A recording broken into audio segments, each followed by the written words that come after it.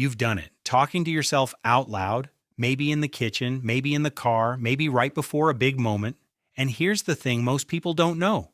It's not a sign that something is wrong with you. It might actually be a sign that something is very, very right.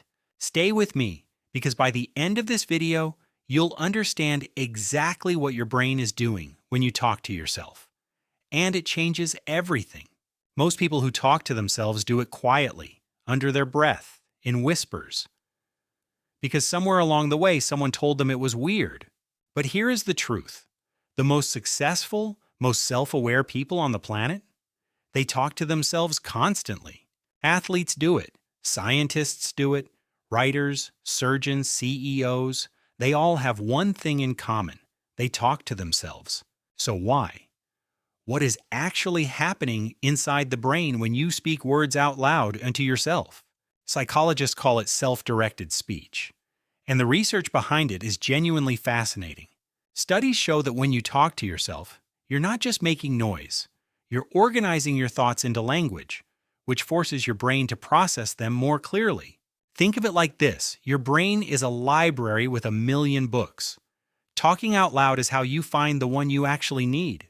It narrows the search. It cuts through the noise. Out loud self-talk literally activates different neural pathways than silent thinking. Silent thinking is diffuse, messy. It drifts. But the moment you say words out loud, even just to yourself, something clicks. The brain stops looping, the fog clears, and suddenly you know exactly what you think. People who regularly talk to themselves tend to be better problem solvers, more emotionally aware, more focused under pressure. Because talking to yourself, especially in the second or third person, creates psychological distance. It lets you coach yourself like you'd coach a friend. Instead of, I'm scared, you say, you've got this.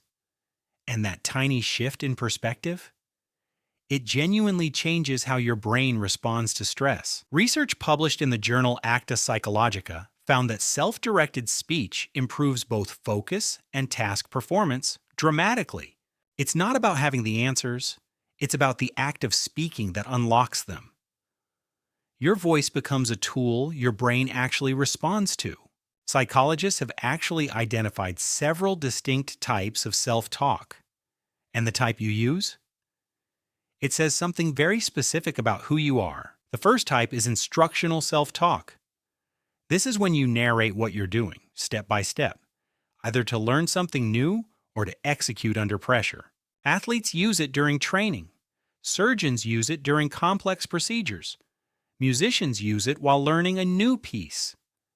It's performance coaching from your own voice. The second type is emotional self-talk. This is when you use your voice to process something that hurts, to work through a feeling instead of burying it. I'm hurt, and that's okay. I'm allowed to feel this. This will pass. People who speak these words out loud to themselves actually heal faster.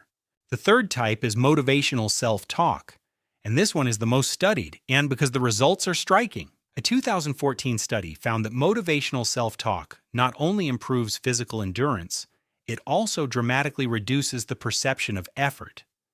You don't just perform better, it actually feels easier. Your brain literally cannot tell the difference between being coached by someone else and coaching yourself.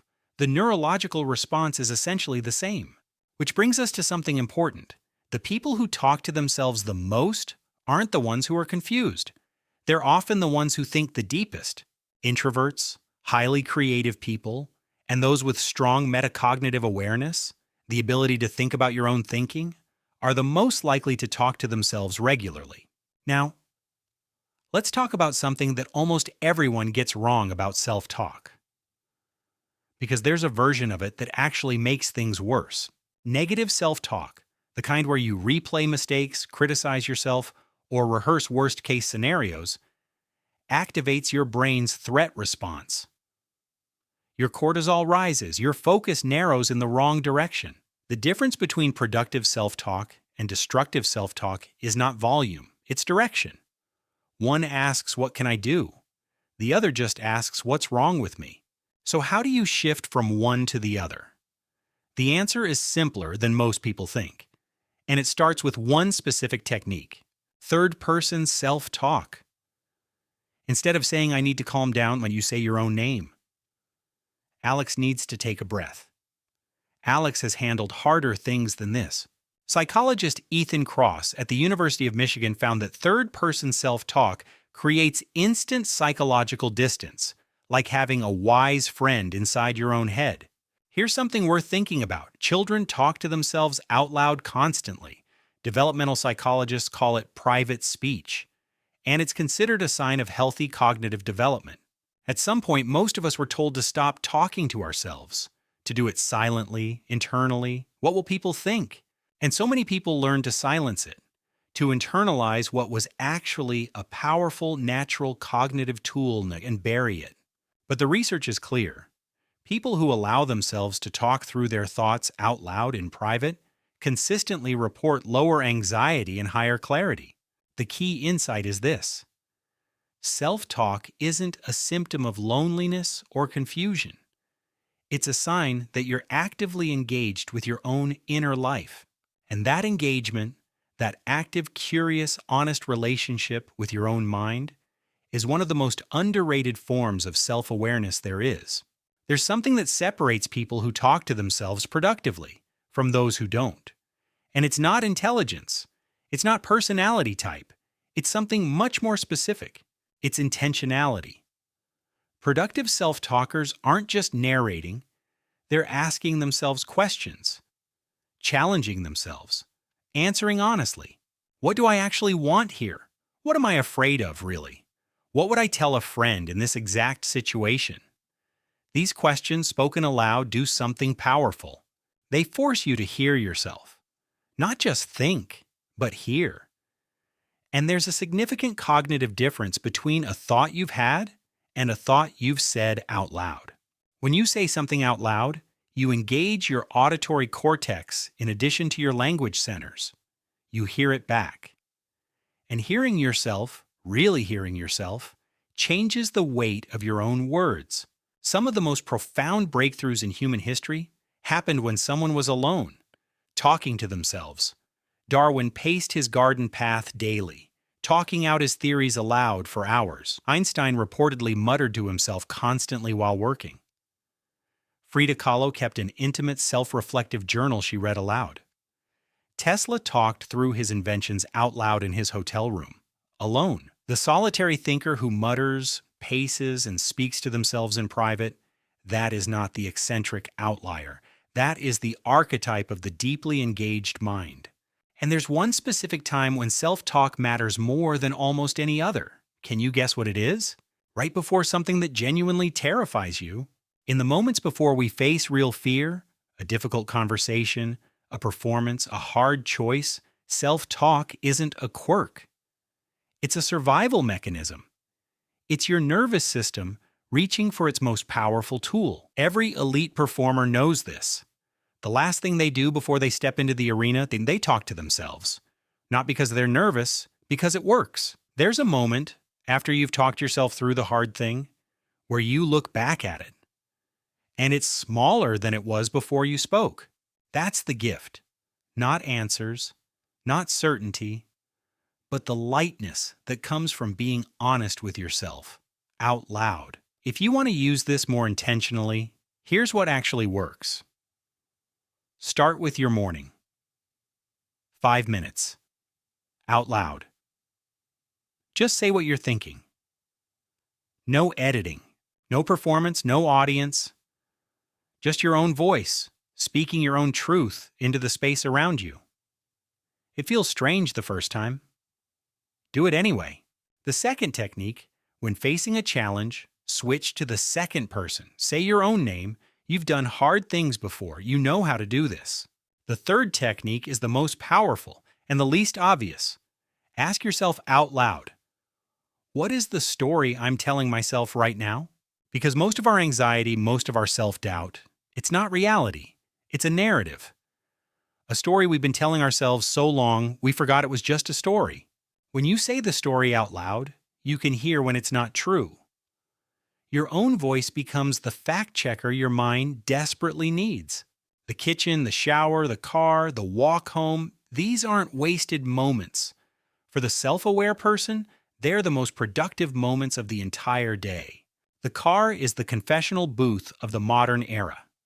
Completely private, completely yours, and remarkably, people report their clearest thinking happens there. Warmth and privacy, those two conditions consistently unlock the deepest, most honest self-conversation. Your brain physically relaxes its defenses. Here's the insight that changes everything. You are not your thoughts. You are the one who hears them. Self-talk makes that separation real and tangible. The person who talks to themselves isn't lonely. They're in a relationship, the most important one they'll ever have. Now here's the part most videos on this topic won't tell you, because it reframes everything we've discussed. The most mentally healthy people don't just talk to themselves. They have developed a specific relationship with their inner voice. And most people never learn this distinction. Here it is.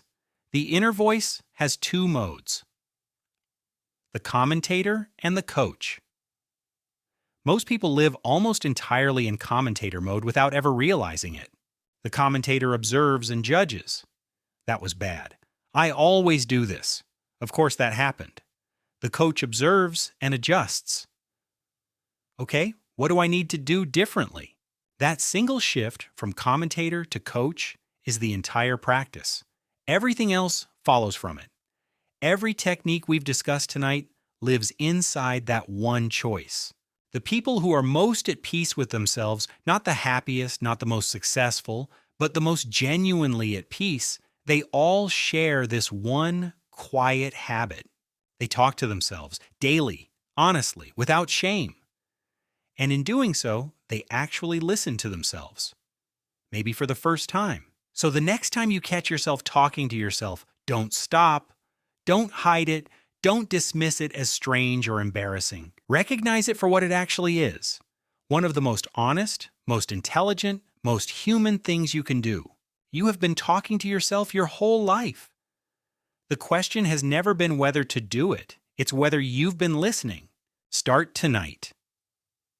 One question, out loud. What am I actually feeling right now?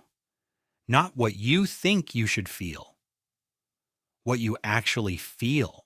The conversation you have with yourself tonight might be the most important one you have all week. Give it the attention it deserves.